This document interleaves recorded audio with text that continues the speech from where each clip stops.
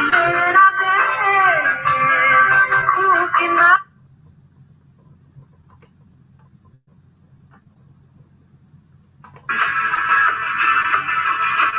O velho me contava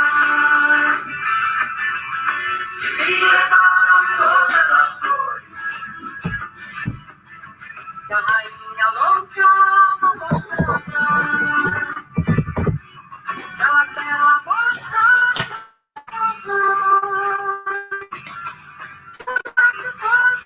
se lembrava. Me levaram todas as flores, e qualquer coisa não estragava. Em qualquer dia que podia, um grande amor da alegria. Me levaram todas as flores, e crianças vezes me pediam. La la la la la la la. La la la la la la la. La la la la la la la. La la la la la la. E ela bela moça carregava, do olhar de todos se lembrava. Me levaram todas as flores,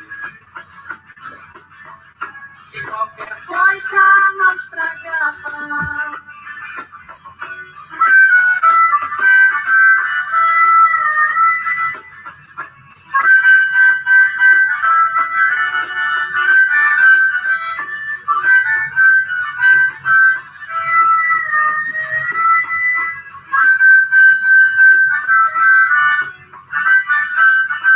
Em qualquer dia que podia, com grande amor e alegria. E me levaram todas as flores, que a criança às vezes me pedia. E me levaram todas as flores, que a criança às vezes me pedia. E me levaram todas as flores.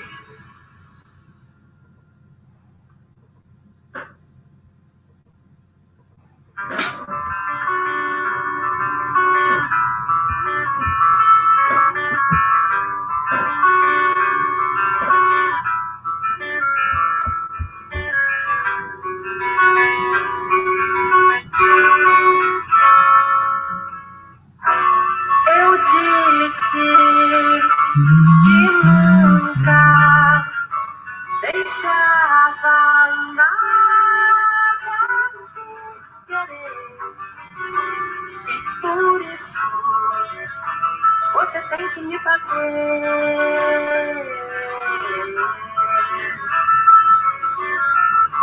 Eu faço de tudo pra não deixar de lembrar o que resta para amar ou me dar paz.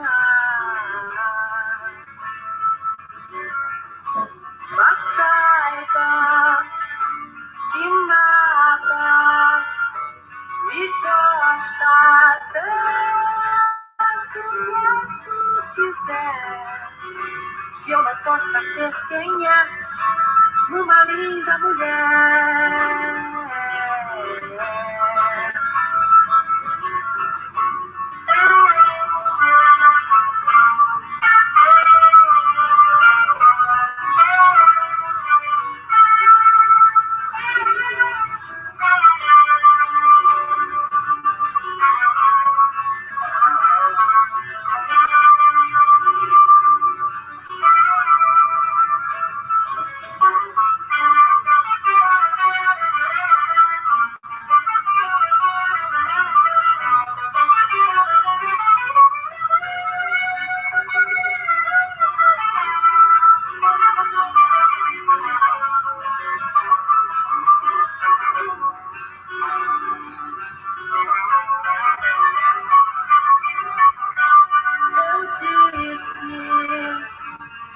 nunca deixava nada querer.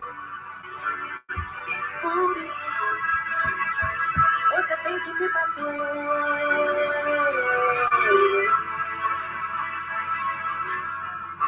Eu faço de tudo pra não deixar de lembrar o que resta para amar ou me gabar.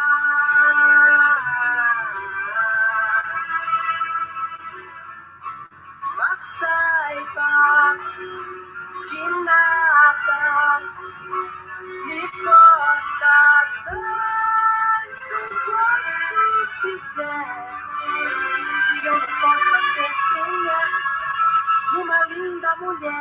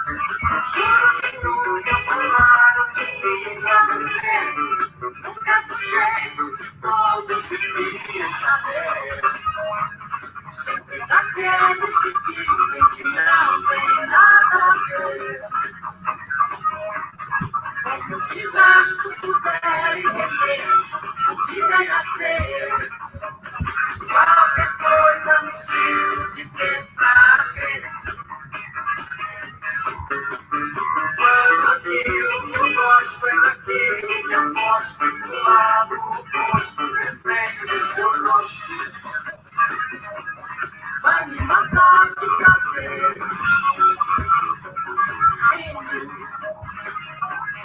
E é só o que pode haver. De mim pra você, de mim pra você, de mim.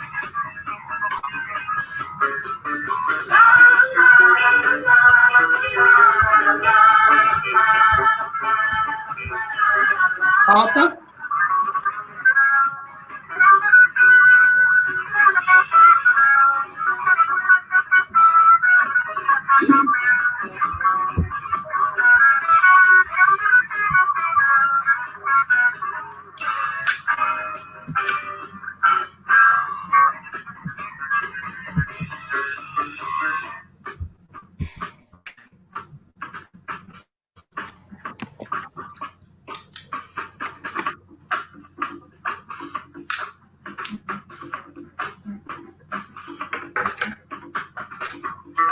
Começar?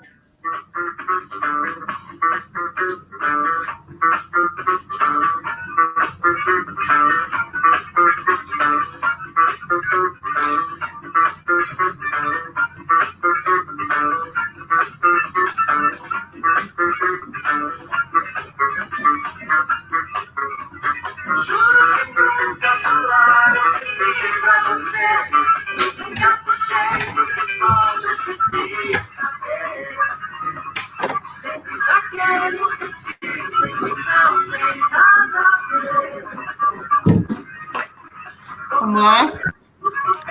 Alça o som. Vamos começar o programa. Já estamos 1 minuto atrasados.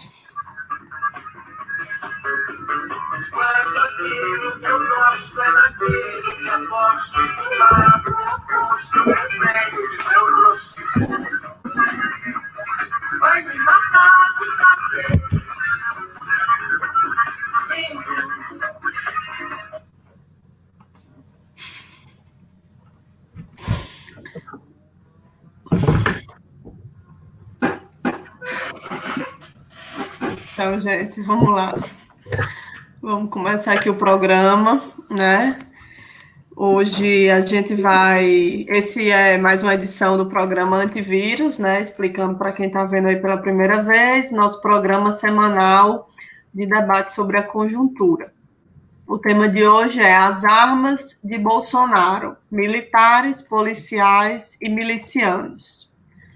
A gente vai comentar um pouco sobre isso, mas antes a gente vai colocar, digamos assim, situar essa questão das armas no contexto dos principais acontecimentos dessa semana. E, claro, vamos também falar da prisão de Queiroz, que aconteceu no dia de hoje, né?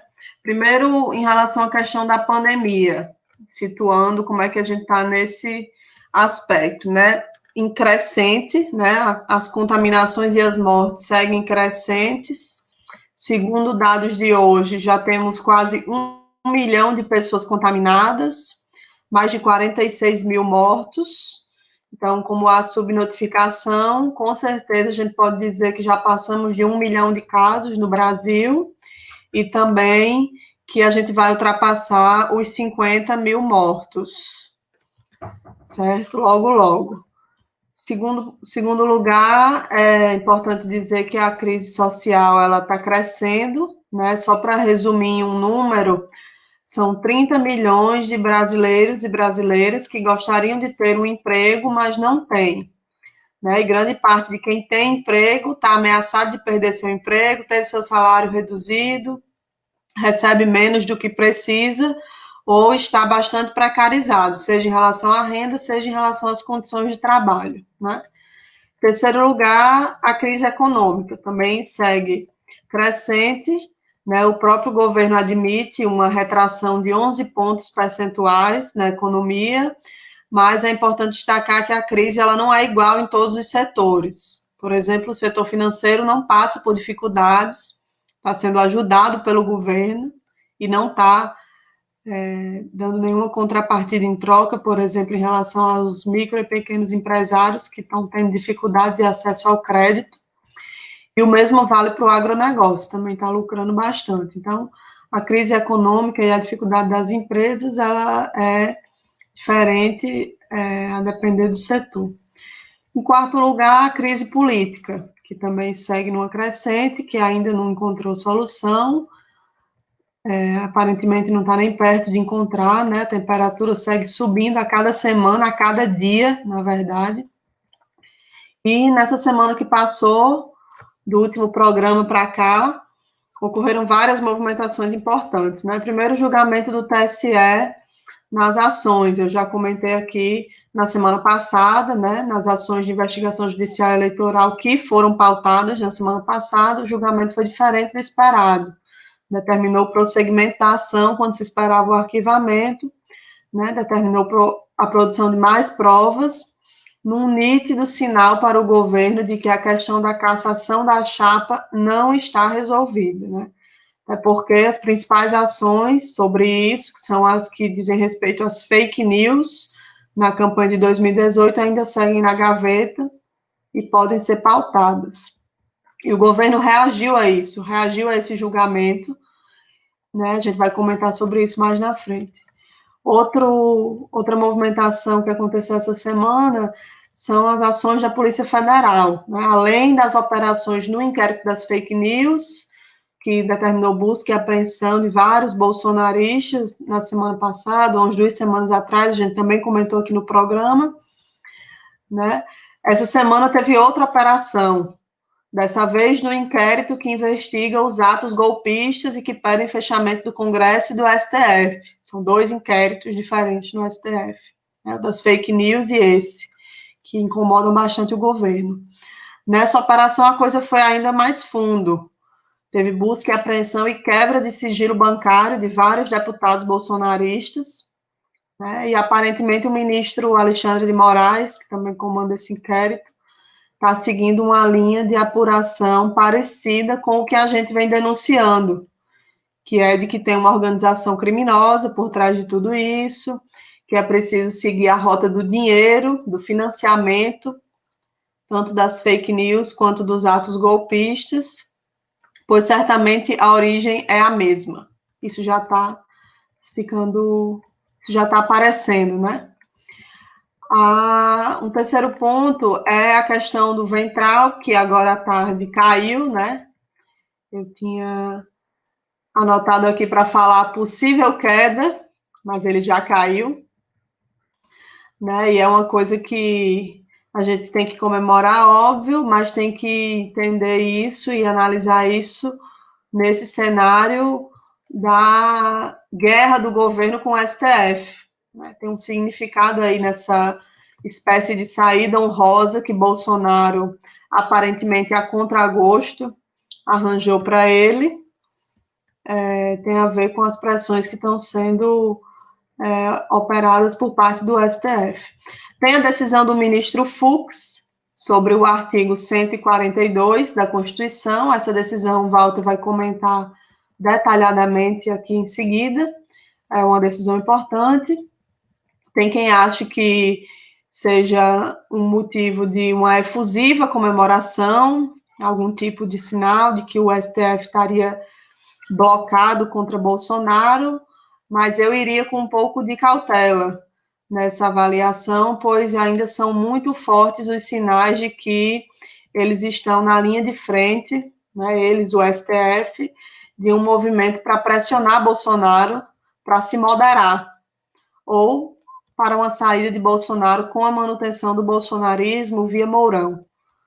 A gente também falou disso aqui na semana passada. Lembrando que Gilmar Mendes declarou ser contra o impeachment, né, na mesma semana que teve esse encontro com o comandante do Exército, o Pujol, que é um comandante que não é muito fã do Bolsonaro, né, assim como Gilmar Mendes, mas segundo matéria do Valor Econômico sobre isso, a visita teve mais um caráter de acalmar os ânimos e mostrar que o STF não está querendo derrubar o governo.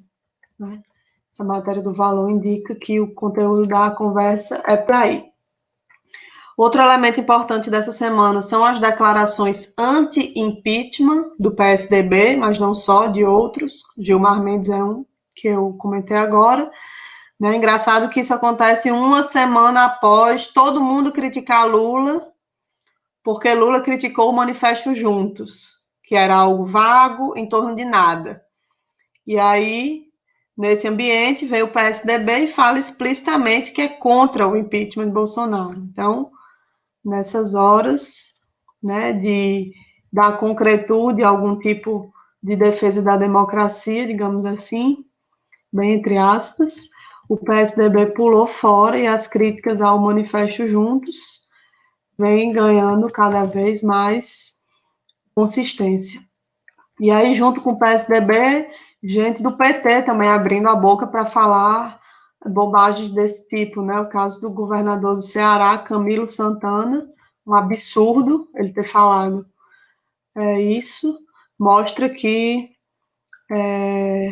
o caminho para o impeachment, que é a saída mais conservadora que a gente teria, ainda encontra imensos obstáculos, né?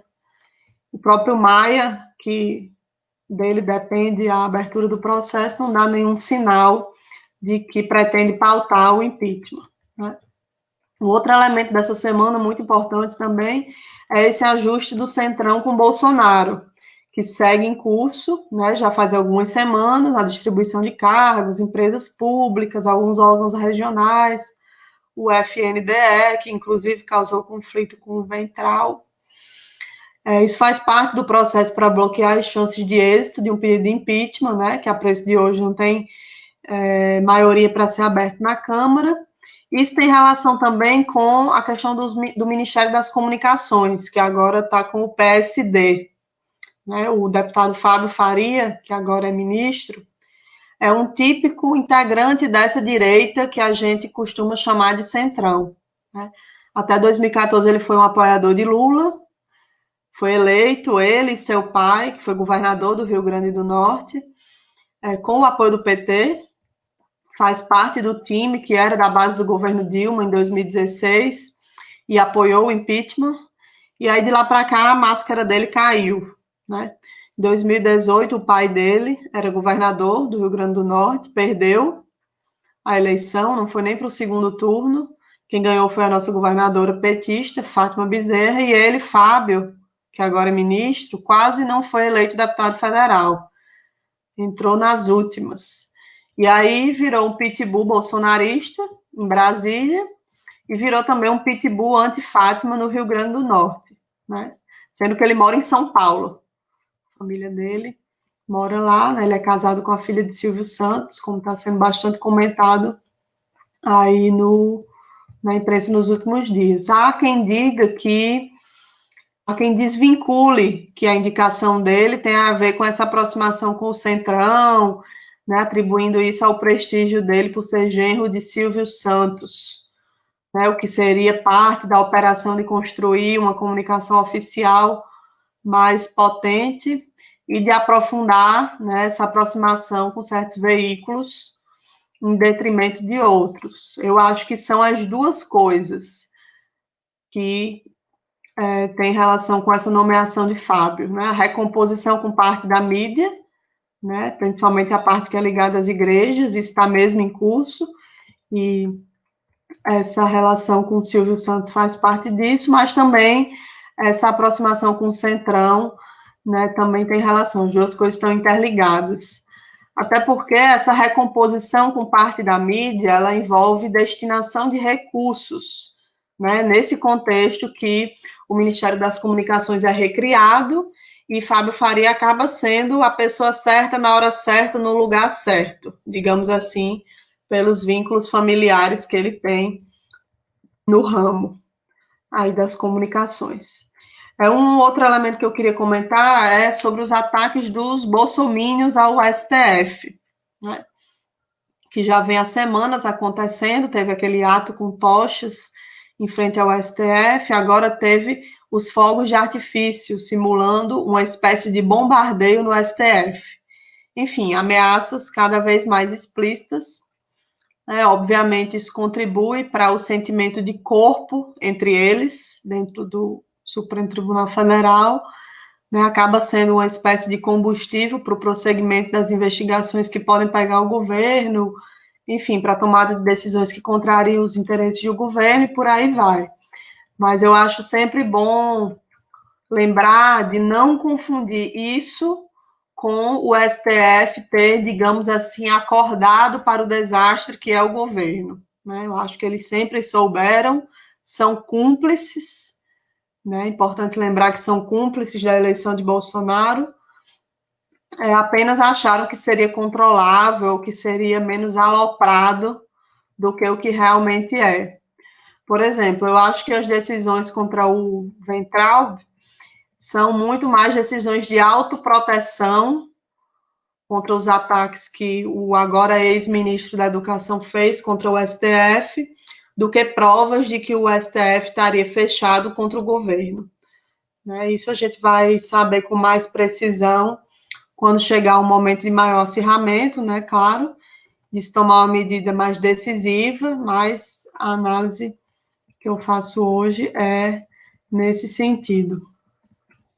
Então, um outro elemento para finalizar aqui o apanhado de fatos da semana tem a pressão do empresariado que segue para a retomada da atividade econômica com a abertura do comércio e contra o lockdown, e o que provavelmente vai gerar efeitos na saúde ainda imprevisíveis e desconhecidos, mas já tem muitos sinais disso, né? E uma espécie de vitória desses setores perante os governadores e prefeitos, acho que isso está em curso, né, com o apoio de Bolsonaro, e as ameaças dos militares, né, que a gente vai comentar detalhadamente aqui no programa, e além disso, como eu falei no início, a prisão de Queiroz, que é o assunto final do nosso programa de hoje. Então, o fato é o seguinte, eu listei aqui alguns pontos da semana, digamos assim, que são importantes a gente ter em mente para entender o contexto do que a gente vai falar aqui sobre a questão das armas e dos militares, né? Quando a gente olha isoladamente esses fatos, parece que Bolsonaro pode cair, parece que ele vai dar um golpe, parece que ele vai fazer um acordo e tudo vai pacificar, né? Isoladamente, cada coisa parece uma coisa. Mas o fato é que nenhuma dessas situações isoladas é que vai ser decisiva para o desfecho, né? O conjunto da luta, seja a luta entre eles, seja a nossa luta contra eles, e a única coisa certa é que para eles tem 3 prioridades, digamos assim. Primeiro é manter o PT e a esquerda fora do jogo. Segundo é manter a política ultraliberal dentro do jogo. E o terceiro ponto é não mexer nos militares. E aí é disso que a gente vai falar nesse programa, dos militares e de outras pessoas armadas. Walter. Muito bem. Eu queria começar enquadrando o tema do nosso programa, essa questão das armas, né, das armas do Bolsonaro, na história mesmo do país, né? A gente tem um país que tem uma longa tradição de desigualdade social, e desigualdade social não rima com democracia, mas rima com violência, né? Por exemplo, a violência extrema da escravidão, a violência cotidiana do racismo contra as mulheres, contra os indígenas, contra os LGBT, contra os jovens, contra os trabalhadores em geral. E há várias maneiras de ser violento, né? Uma delas é direta, é física, e envolve o uso, o monopólio das armas. O Brasil tem uma longa história de intervenção militar na política, né? Na esmagadora maioria das vezes, a favor das elites. A intervenção militar, às vezes, é direta, como foi na ditadura militar, mas muitas vezes é indireta, é a chamada tutela. Na história recente, a gente teve um grande envolvimento dos militares em todo o processo que levou à presidência do Bolsonaro, né? Os militares atuaram no golpe contra Dilma, na condenação, na prisão e interdição do Lula.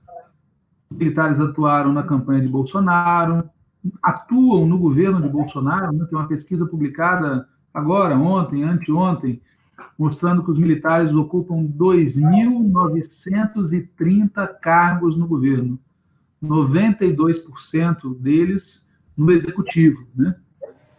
E, além disso, além dos cargos de pessoas que estão lá comissionadas, você tem deputados e senadores, como o Major Olímpio, do PSL, que são militares, né?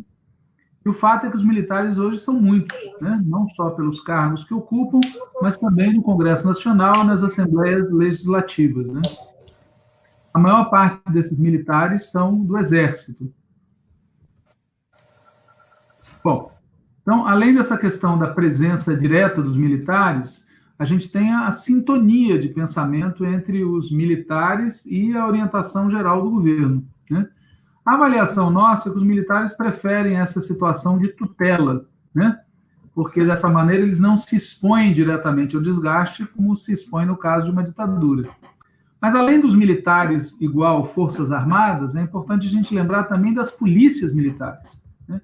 As Forças Armadas têm cerca de 300 mil na ativa. As polícias militares têm um contingente maior do que o das Forças Armadas.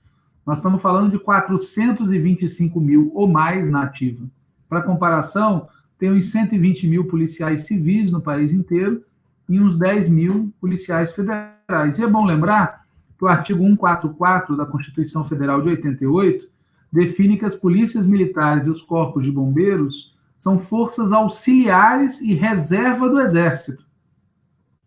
Além das Forças Armadas, além das polícias militares, a gente tem as milícias, né? Que são de 2 tipos, né? Tem as milícias criminosas, explicitamente criminosas, com as quais o clã Bolsonaro e o senhor Queiroz, né, têm vínculos.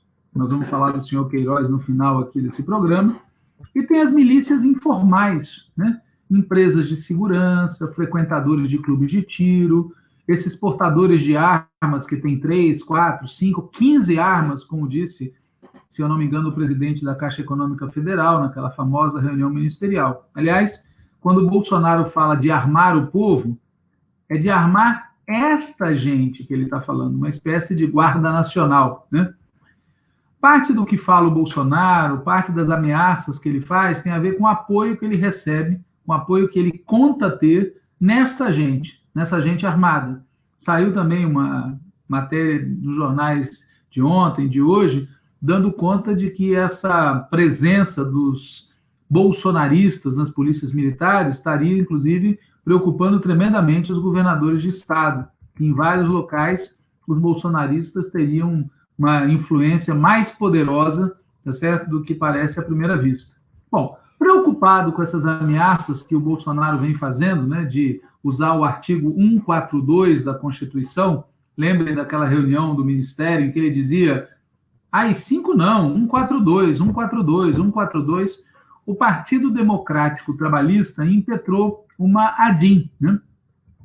E um dos fatos dessa semana, comentados pela Natália, foi exatamente a divulgação, no dia 12 de junho, de uma decisão do ministro Luiz Fux sobre esta ADIM. O Luiz Fux é do STF, do Supremo Tribunal Federal, e coube a ele ser relator de uma medida cautelar nessa ação direta de inconstitucionalidade, nessa ADIM, impetrada pelo Partido Democrático Trabalhista. O tema da ADIM diz respeito exatamente a que tipo de autoridade o presidente da República tem sobre as Forças Armadas. O que eles estavam questionando? Eles estavam questionando um artigo de uma lei de 99 que atribui ao presidente da República a competência para decidir a respeito do pedido que os demais poderes façam de empregar as Forças Armadas. Na prática, o artigo citado pela ADIM do PDT passa a impressão de que se é o presidente da República quem decide, então as Forças Armadas se tornam uma espécie de braço privativo de um poder, no caso o executivo, que pode ser utilizado contra os outros poderes, no caso o legislativo e o judiciário, né? O Bolsonaro, é bom dizer, ele diz que não precisa dar golpe porque ele já está no poder, né? Mas ele pode dar golpe contra os outros, né? Fechando o Congresso, fechando o Judiciário, é o chamado autogolpe. E é nesse contexto que se insere o debate sobre a DIN. E o que o Fux...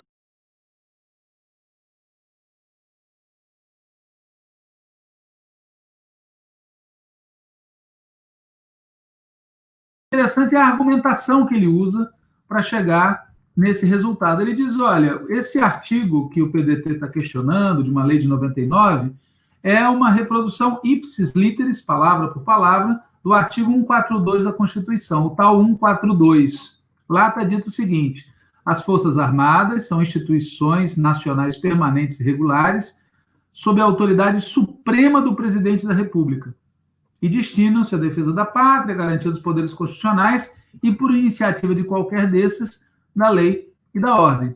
Aí ele argumenta que, então, o que está dito no artigo 142 é que as Forças Armadas são instituições do Estado, não instituições do governo, né?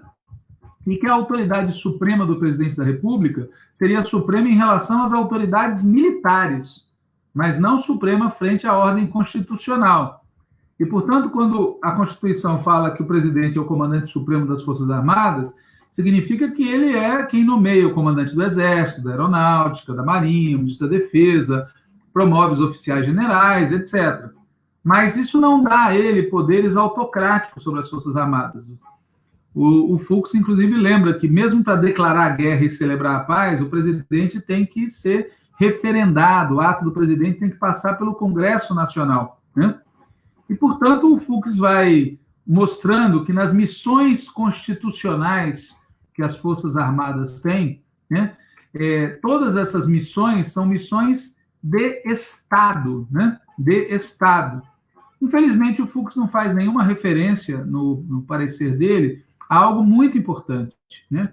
Teoricamente, as Forças Armadas têm que defender a pátria, mas hoje o governo Bolsonaro, com o respaldo das Forças Armadas, associou o Brasil aos interesses militares dos Estados Unidos e da OTAN, rasgando a Lei de Defesa Nacional aprovada no Congresso, né?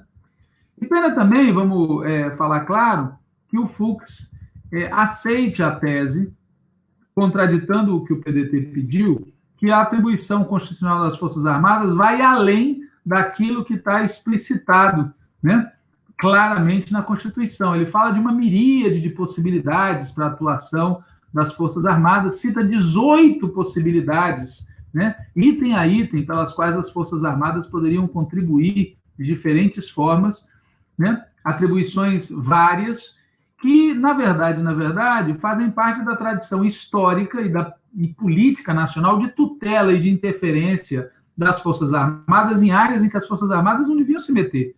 São áreas em que forças policiais deviam se meter, em que outros agentes do Estado deviam se meter. Mas a parte mais importante do texto do Fux é quando ele fala do papel das Forças Armadas na garantia dos poderes constitucionais. Repito, é bastante importante que todo mundo leia esse texto, porque é um debate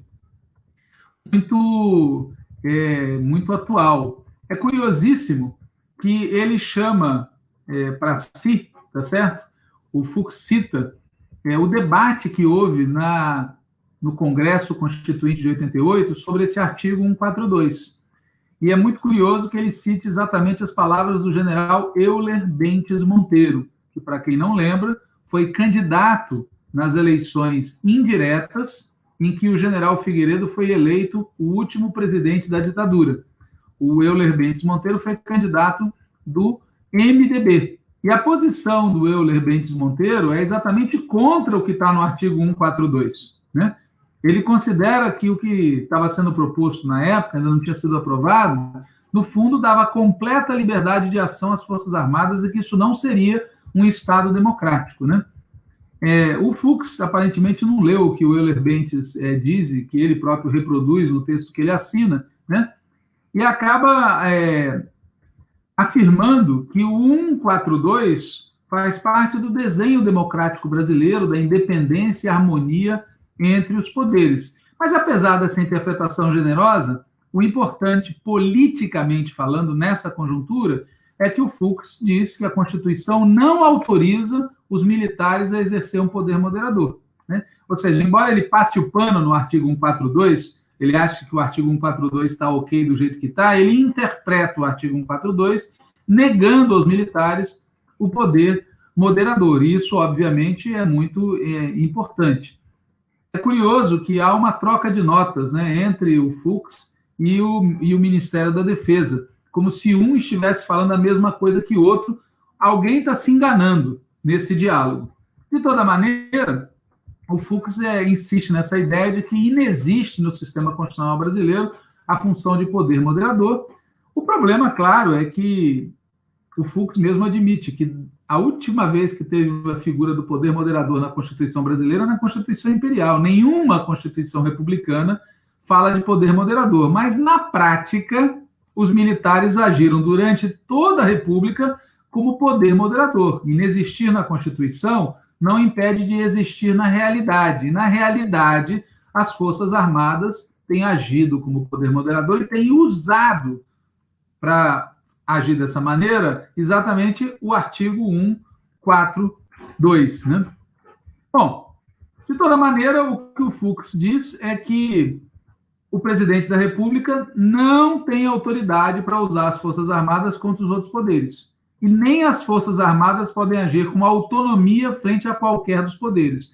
Claro que essa não é a história real do Brasil, mas é politicamente importante que o Fux esteja dizendo isso nesse momento, né? Porque isso significa dizer que o legislativo, que o judiciário, o STF, não aceita a interpretação que o Bolsonaro faz do papel dele poder usar as Forças Armadas contra os outros poderes. E ele aproveita para lembrar, o Fux aproveita para lembrar que desrespeitar o judiciário, incitar os militares à desobediência à lei, provocar animosidade entre as classes armadas ou contra elas, ou delas contra as instituições civis, são crimes passíveis de impeachment, ou seja, tudo aquilo que o Bolsonaro está fazendo.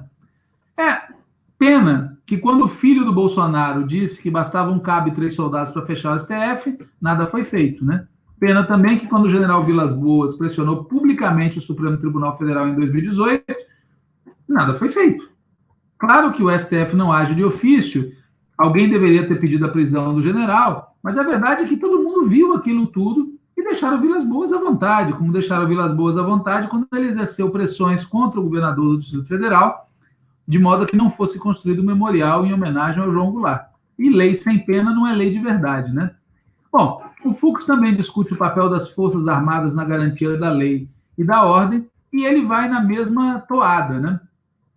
Ele considera que mesmo isso não abre margem para uma intervenção das Forças Armadas sobre qualquer poder. O que ele evidentemente não discute é como seriam as coisas se as Forças Armadas se apoderassem de um dos poderes e agissem a partir deste poder contra outros. Aliás, é bem curioso que ele cita, para sustentar a opinião dele, um parecer de 1947, né? Parecer que fala da impossibilidade da revolta das Forças Armadas contra a ordem constitucional e civil. É muito gozado, em 2020, citar um parecer de 47 falando que o golpe de 64 não podia ter ocorrido, né? É do mundo jurídico uma construção desse tipo, né? Natália, que me perdoe, mas é só no mundo jurídico que se pode encontrar uma construção desse tipo que não encontra nenhum amparo histórico, né? Porque, no fundo, o que o Seabra Fagundes, que é o jurista que o Fux cita, está dizendo é que um golpe de Estado é um golpe de Estado, não está previsto em lei. Mas a verdade também é que golpes de Estado aqui no Brasil, como o de 64, saem correndo atrás do Supremo Tribunal Federal e do Congresso Nacional para se legitimar. O golpe de 64 foi legitimado no Congresso e no STF, e depois, quando finalmente a ditadura acabou, os que cometeram esses crimes não foram punidos, né? Muito bem. O fato de ninguém ter sido punido vale mais do que qualquer interpretação jurídica a respeito, né? O fato de defensores da ditadura militar terem chegado ao governo e falarem abertamente hoje de intervenção militar vale mais do que qualquer interpretação a respeito. E, nesse sentido, a verdade é que o Fux tergiversa, né? Tergiversa, inclusive, porque, como a Natália falou, eles foram cúmplices da chegada do Bolsonaro. Então, eles não podem tirar todas as consequências nem do que aconteceu há décadas no país. O presidente do STF, o Toffoli, falou que o que houve em 64 foi um movimento militar, não um golpe, e nem o Fux pode tirar todas as consequências. Mas é óbvio, eu reitero, que é positivo que o Fux declare que não existe a possibilidade de uma intervenção militar constitucional, né? Agora, a parte mais importante do texto do Fux é quando ele não acolhe uma parte do pedido do PDT, né?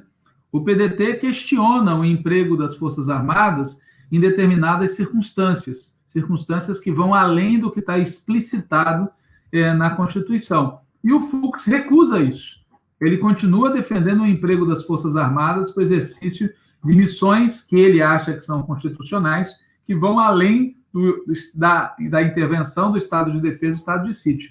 E aí ele cita muitos casos da famigerada GLO, Garantia de Lei e Ordem. A Garantia de Lei e Ordem é parte exatamente desse processo de militarização, de normalização de uma situação excepcional, uma espécie de estado de sítio ou de ordem em escala micro, né? De toda maneira, reitero pela enésima vez, né? Apesar de todas as vacilações, apesar de todas as manobras retóricas que o Fux faz, a verdade é que ele conclui o seguinte, né? Que a missão institucional das Forças Armadas, na defesa da pátria, garantia dos poderes constitucionais, garantia da lei de ordem, não acomoda o exercício do poder moderador entre os poderes executivo, legislativo e judiciário. Ou seja, não vale querer usar as Forças Armadas num conflito entre executivo, legislativo e judiciário. E ele diz que a chefia das Forças Armadas é poder limitado às próprias Forças Armadas, né? Não tem interpretação que permita ao presidente da República utilizar as Forças Armadas para se intrometer no funcionamento dos outros poderes. E, portanto, ninguém pode chamar as Forças Armadas para exercer interferência sobre os demais poderes, né? Essa não é na essência a conclusão a que o Fux chega. Polêmicas históricas, políticas e jurídicas à parte, o fato político é muito claro. O Supremo Tribunal Federal, pela pena do Fux, que remeteu o assunto para o plenário, está dizendo que Bolsonaro tem que baixar a bola, que ele não pode usar o 142 contra o Judiciário, não pode usar o 142 contra o Congresso Nacional, ou seja, se usar, seria golpe mesmo. No mesmo dia que saiu a decisão do Fux, saiu também uma entrevista do general Luiz Eduardo Ramos nas páginas amarelas da Veja.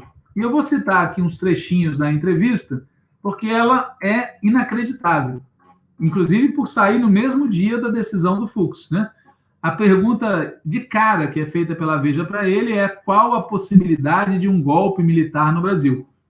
E ele diz, Eu fui professor, instrutor da academia por muitos anos, meus ex-cadetes estão comandando unidades do Exército, tem tropas na mão, e para eles, tem tropas na mão, e para eles é ultrajante e ofensivo dizer que as Forças Armadas vão dar golpe, que as Forças Armadas vão quebrar o regime democrático. O próprio presidente nunca pregou o golpe. Agora, o outro lado tem de entender também o seguinte: não estica a corda. Ou seja, ele acabou de falar que eles têm as armas e que o outro lado não pode esticar a corda. É uma ameaça, né? Ameaça explícita. E a reportagem pergunta, mas o senhor está se referindo ao quê quando fala de esticar a corda? E ele cita duas coisas. Comparar o Bolsonaro a Hitler é passar do ponto. Ou seja, o Ramos acha que ele é censor, né? E, em segundo lugar, diz que não é plausível achar que um julgamento casuístico pode tirar um presidente que foi eleito com 57 milhões de votos. Então, aqui tem duas ameaças, né? Não esticar a corda não pode chamar o Bolsonaro de fascista, né? O fascista, o miliciano. Em segundo lugar, não esticar a corda a justiça não pode tirar um presidente que foi eleito com 57 milhões de votos. A Dilma teve 54 milhões, aí pode, né? Acho que os 3 milhões são um número mágico. E a reportagem pergunta, mas o que é um julgamento casuístico? Aí ele responde, um julgamento do Tribunal Superior Eleitoral que não seja justo. Ou seja, não seja justo é alguma coisa que o Ramos acha que não é justo. Se for contra o Lula, pode. Se for contra o Bolsonaro, não pode. É pura e simplesmente esse o critério, um critério político que ele está adotando, usando como argumento as tropas, né? O cara, né, como a gente vê, é bem claro. E o repórter pergunta, vem cá, e se acontecer isso? Se a justiça caçar o Bolsonaro? Ele diz, sinceramente, não vou considerar essa hipótese. Acho que não vai acontecer, porque não é pertinente para o momento que estamos vivendo. É genial. Ele acha que não é pertinente e pronto. Então, não vai acontecer. E ele agrega, o Rodrigo Maia já disse que não tem nenhuma ideia de pôr para votar os pedidos de impeachment contra Bolsonaro. E se o Congresso, que já fez 2 impeachments, não cogita essa possibilidade, é o TSE que vai julgar a chapa irregular? Não é uma hipótese plausível. Ou seja, é, de novo, uma ameaça. Porque não é simplesmente um político dando uma opinião política. É um general, ainda da ativa, que começou a entrevista falando que os ex-alunos dele têm tropas nas mãos. É totalmente irregular uma coisa dessa forma, né? E é mais gozado ainda que ele se infiltrou numa manifestação. E ele diz que o que incomodou a ele nas manifestações contra o Bolsonaro não é a existência das manifestações, que ele diz que as ruas não têm dono. O que ele acha inaceitável é que um movimento democrático use roupa preta. Isso me lembra muito autoritarismo e black blocs. Quando falo em democracia, a primeira coisa que me vem à mente é usar as cores da minha bandeira, verde e amarela. Os manifestantes não usavam vermelho para não pegar mal, mas me pareceu que eram petistas, né? Como se vê, o Ramos é que nem o Mourão, né? É um estilista, né? É um estilista. Petistas vestem vermelho, mas para não pegar mal, eles vestem preto, quando o certo, o in, é usar verde e amarelo. Olha, falando sério, é típico da lógica totalitária dessa turma, né? As cores do país não são as cores de um partido. A direita adora sequestrar para o partido deles as cores do país. A esquerda não faz isso. Não porque não respeite as cores do país ou porque não goste das cores do país, mas pelo contrário, porque respeita. É mais ou menos por analogia quando se diz, o pessoal que é crente, que não se deve usar o nome de Deus em vão. Também não se deve usar as cores do país em vão. Eles deviam ser proibidos de usar as cores do país, na verdade, porque eles usam como se fossem cores do partido deles, né? O repórter insiste, fala dessa história, né? E diz, mas vem cá, o senhor esteve ao lado do presidente quando o presidente atacou as instituições. Olha a resposta inacreditável, eu estava quietinho lá atrás, também apenas observando. Aí o presidente perguntou, cadê o Ramos? Fui muito criticado no dia seguinte, inclusive pelos meus companheiros de farda. Não me sinto bem. Bom, ele não se sente bem. Ele acabou de dizer na entrevista que o presidente nunca patrocinou, nunca fez um discurso a favor do golpe. Mentiu na entrevista. Ele acabou de confessar que fez sim, ele estava presente. Nem se sentiu bem, tadinho, né? A verdade é que essa entrevista do Ramos é muito reveladora, né? é reveladora de que os motivos que levaram o PDT a entrar com uma DIN eram perfeitamente justificáveis. Realmente, o governo Bolsonaro faz ameaça atrás de ameaça. Há outros aspectos na entrevista muito interessantes que mostram como esse senhor Ramos, que é tão fortão, né, para falar com a esquerda, é tão servil ao centrão e aos métodos fisiológicos de governar. A parte da entrevista em que ele fala como é que ele exige 80% de fidelidade dos partidos é absolutamente genial, né? Muito bem. Seguindo adiante, o fato é que o governo tem sido militarizado, né? Extremamente militarizado, né? E usa isso como um elemento de ameaça, né? Aqui na entrevista, por exemplo, ele passa o pano naquilo que o governo Bolsonaro fala de vários governadores, mas só para citar um caso, o Flávio Dino foi várias vezes atacado de forma extremamente depreciativa pelo Bolsonaro, né? Assim como também o Bolsonaro usou palavras muito violentas para se referir ao Dória e o Witzel. Mas o principal problema é que eles vêm transformando o governo num bivac, né? O Ministério da Saúde é o caso mais escandaloso. Eles estão nomeando pessoas no meio de uma catástrofe sanitária, porque são militares para assumir funções e estão usando a ameaça de lei de segurança nacional contra os funcionários do Ministério da Saúde. Portanto, nós estamos diante de uma situação que essa entrevista revela que, de um lado, o Supremo está dizendo não pode usar as Forças Armadas para ameaçar os outros poderes. Mas, de outro lado, o governo Bolsonaro continua ameaçando, né, outros poderes. No momento, especificamente, o confronto, como foi dito aqui no início, é entre o Supremo e o governo Bolsonaro. Passo a palavra para a Natália.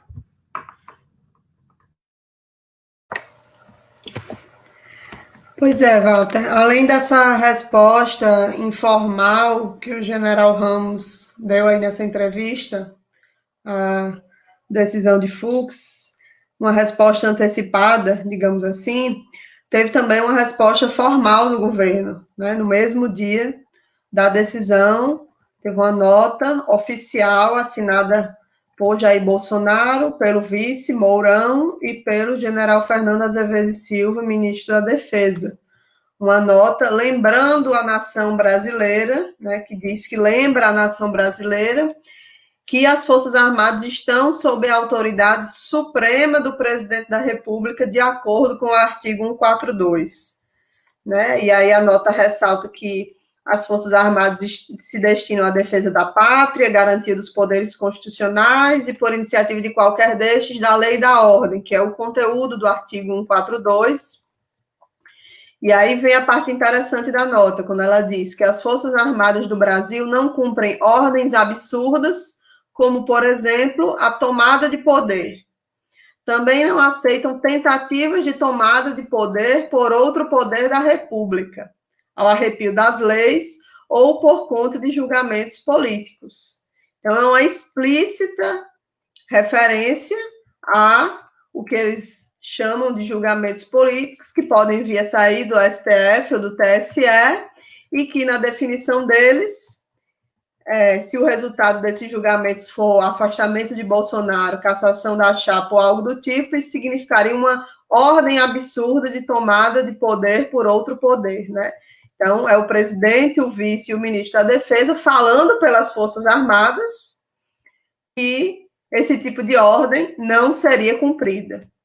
E aí, no final, eles terminam com um parágrafo interessante dizendo que, na liminar, o senhor ministro Fux, do STF, bem reconhece o papel e a história das Forças Armadas, sempre ao lado da democracia e da liberdade. Tem um tom de ironia aí nesse último parágrafo, né? Aparentemente elogioso a decisão de Fux, mas que é isso, é decorrente desse paradoxo aí em torno da interpretação do artigo 142, que a própria decisão de Fux, apesar de dizer que a interpretação não cabe, também reconhece diversos problemas aí nesse artigo, mesmo que não ditos, né? Então, é uma nota oficial do presidente que responde bem nitidamente qual é o entendimento que ele, o vice, o seu ministro da Defesa, tem sobre a interpretação do artigo 142. Ele diz que está concordando com o Fux, na prática ele não está, ele está mostrando que não vai acatar calado decisões desse tipo, né? Depois dessa decisão, dessa nota e dessa decisão, que o Walter já comentou, teve as situações que eu já comentei aqui no início, né? Essas operações que quebraram o sigilo bancário dos bolsonaristas, e teve outra manifestação interessante de Bolsonaro, que tem a ver com esse debate sobre o papel dos militares e tudo mais, que são os tweets que ele soltou na terça-feira, na madrugada da terça, que foi o dia dessas diligências, dessas quebras de sigilo contra os deputados apoiadores dele, né, que, ressalte-se, foram pedidos pelo Procurador-Geral da República, Aras, nesse tal inquérito que investiga os atos antidemocráticos, né. Bolsonaro disse dessa vez no Twitter que os abusos presenciados por todos nas últimas semanas foram recebidos pelo governo com a mesma cautela de sempre, cobrando com o simples poder da palavra o respeito e a harmonia entre os poderes. É interessante que ele precise ressaltar que essa cobrança é com o simples poder da palavra e não com outros poderes, né? E aí ele segue dizendo também no Twitter, Bolsonaro: queremos, acima de tudo, preservar nossa democracia, e fingir naturalidade diante de tudo que está acontecendo só contribuiria para a sua completa destruição. Nada é mais autoritário do que atentar contra a liberdade de seu próprio povo. Só pode haver democracia onde o povo é respeitado, onde os governados escolhem quem irá governá-lo e onde as liberdades fundamentais são protegidas. É o povo que legitima as instituições, não o contrário. Isso sim é democracia.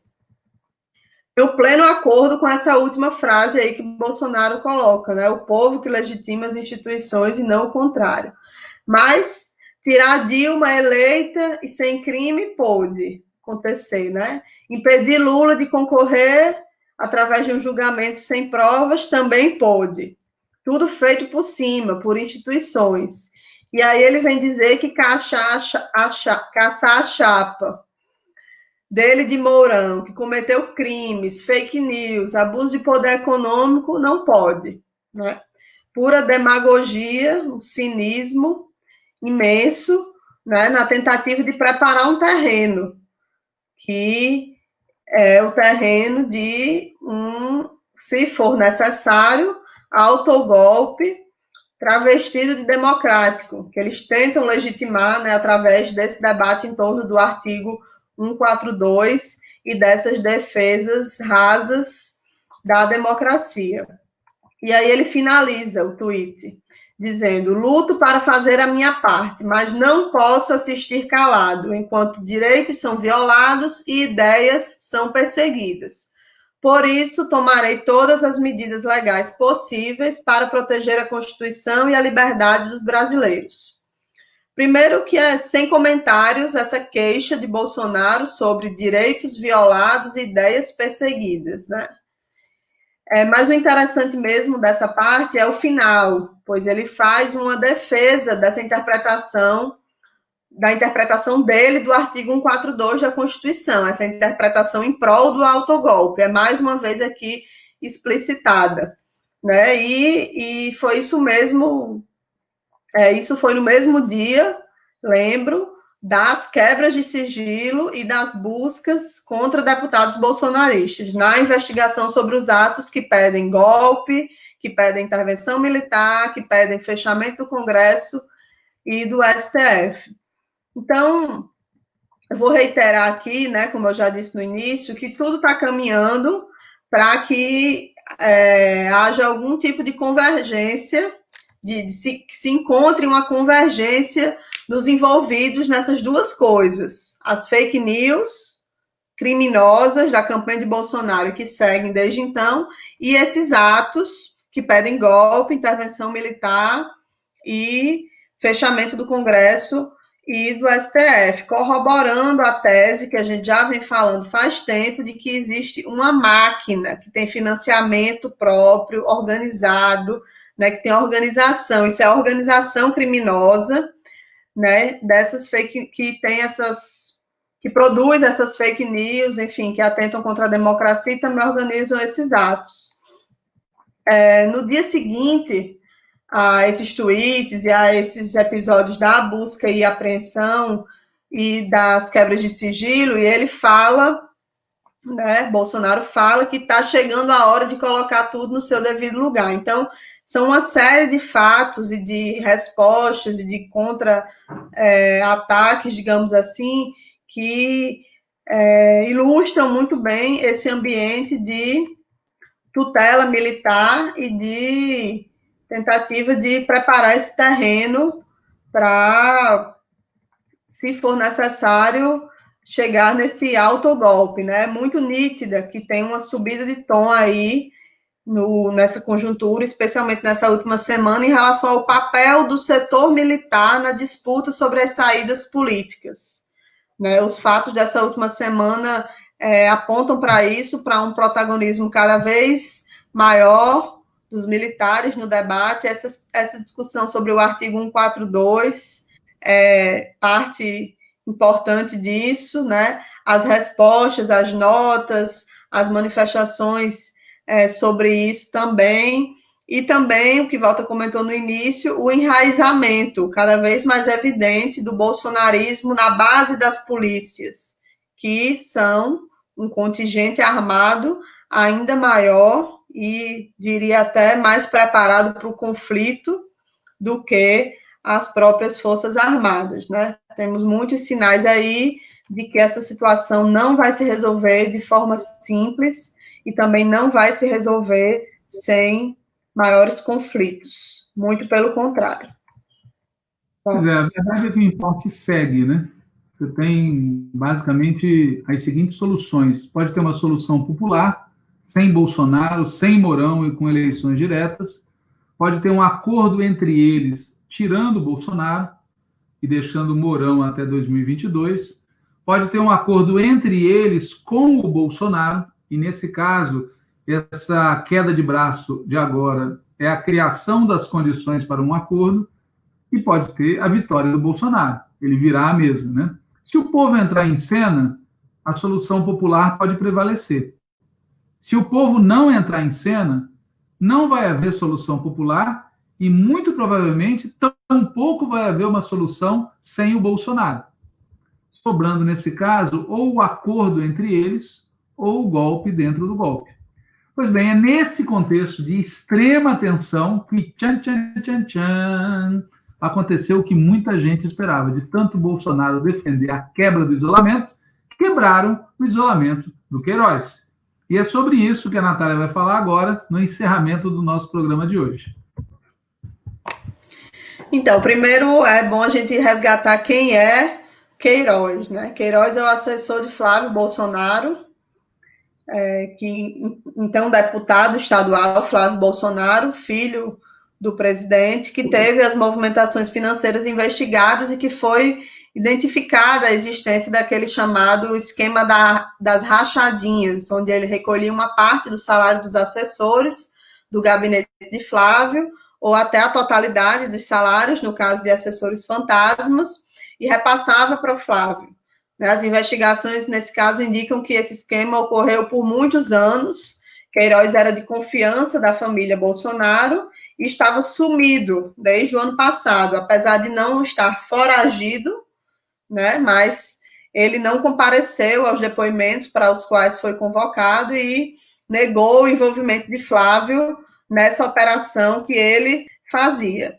Pois bem, hoje uma operação conjunta do Ministério Público do Rio de Janeiro, do Ministério Público de São Paulo, determinou a prisão dele, e o genial da situação foi que ele estava na casa de um advogado que frequenta o quintal da família Bolsonaro, um cara que ontem estava na posse do ministro das Comunicações, que é muito próximo da família, frequenta o Palácio da Alvorada, o Palácio do Planalto, e é um fato, não tem como negar que essa prisão causa problemas para a família Bolsonaro, né? Que é envolvido em muitos crimes, e essa figura, pelo que se sabe, tem vínculos muito profundos com esses crimes, né? Eles resmungam, falam que estão sendo perseguidos, mas os crimes mesmo eles não explicam, né? E nem teriam como, porque estão até o pescoço envolvidos com milicianos, e Queiroz, que é ex-policial militar, faz tudo, homem de confiança deles, foi pelo menos até 2018, é uma parte aparentemente importante dessa engrenagem de esquemas criminosos, né? E desses envolvimentos militares e milicianos aí de Bolsonaro e da família, dos filhos, principalmente. Então, é bom, né, a gente dizer que essa prisão é muito importante, né? É muito bom que tenham tido reações do sistema de justiça de ir para cima e determinar medidas como essa prisão, como outras que já foram comentadas aqui, né? A gente cobrou muito que isso acontecesse, agora estão acontecendo coisas desse tipo, que levam uma pressão muito grande para cima do governo, né? Prender Queiroz é muito importante e é fundamental essa confusão que o envolve, né? Essa que a gente conhece, pode ter outras, obviamente. É uma espécie de, digamos assim, desenho do tamanho do lamaçal que essa família Bolsonaro está envolvida, e obviamente que isso tem relação com o desastre que é o governo, né? A ânsia de Bolsonaro de proteger a sua família, de ocultar seus crimes, faz parte do caos que é o seu governo. Mas eu queria ressaltar uma coisa, que é o seguinte: o fundamental agora é que essas reações, né, das instituições, prisão de Queiroz, investigações que podem atingir o governo e a família Bolsonaro, e também a nossa pressão, a pressão da esquerda, da oposição, do povo, seja no sentido que acumule para uma saída popular para essa crise. Né? A cassação da chapa é fundamental, é a única forma de chamar o povo para resolver, com eleições e com a definição de quem vai ficar no lugar de Bolsonaro como presidente, né? Esses fatos que a gente relatou aqui hoje, alguns deles, vários deles, mostram que tem sim, por parte do governo, receio sobre o que pode sair do julgamento do TSE.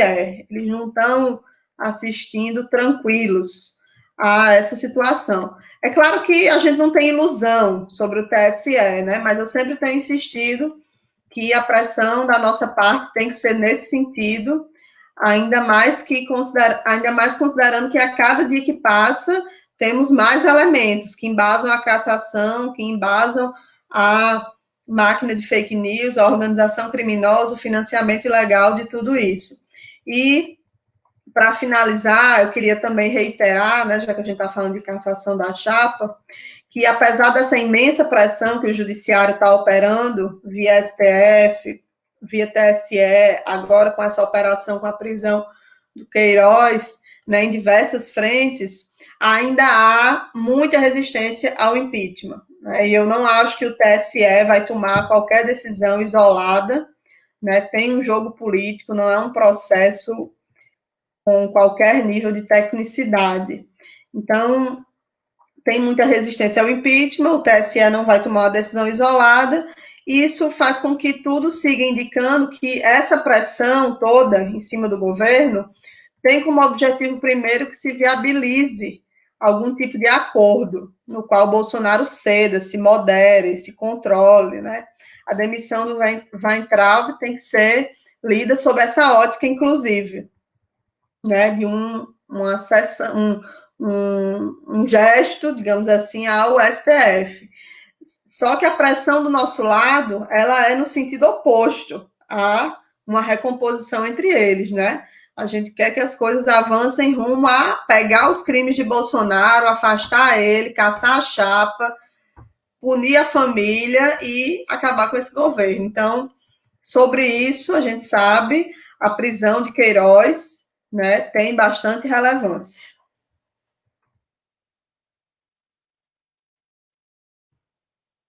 Walter, você está com o microfone Fechado.